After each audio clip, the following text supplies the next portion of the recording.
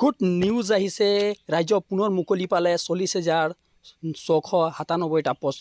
কোন কোন বিভাগত কিমান পোষ্ট আছে ইয়াৰ বিষয়ে মই আপোনালোকৰ ডিটেইলছ বজাইছে। গুড নিউজ আহিছে, আপোনালোকৰ আগত চাই লওক আপোনালোকৰ ডিটেইলছটো।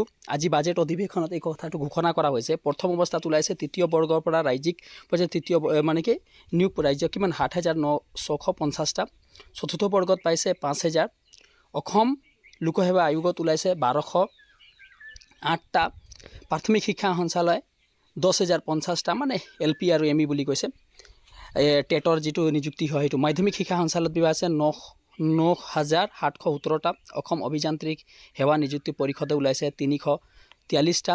চিকিৎসা বিজ্ঞান আৰু স্বাস্থ্য নিযুক্তি পৰীক্ষাত ওলাইছে 490টা। ৰাজ্যিক পৰ্যায়ত আৰক্ষী নিযুক্তি পৰীক্ষা যিটো আমাৰ ABUB বুলি কোৱা হয় 6,239টা। টোটেল কিমান আছে 40,697টা।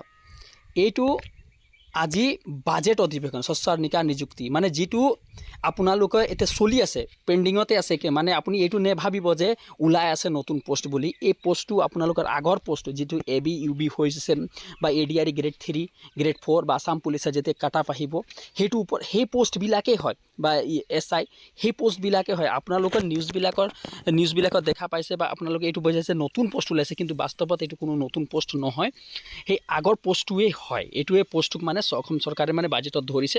আপুনি অসম কি এইটো চোৱক কিমান কৈছে। ৰাজ্য জানুৱাৰীত 2025লৈকে নিযুক্তি পৰিসংখ্যা স্পৰ্শ কৰিলে 1 লাখ কিমান আছে 1,19,899 জন। আৰু এতিয়া নতুন তলত পোষ্টটো আপোনালোকে চাইছে 40,697টা পোষ্ট নিযুক্তি প্ৰক্ৰিয়া অব্যাহত। আৰু এই বছৰৰ মুঠ নিযুক্তি হ'ব 1,60,000 কিমান হ'ব 595টা। সেইটোৱে আপোনাৰ এইটোৱে গুড নিউজ আজি বাজেটত এইটো আছিলে।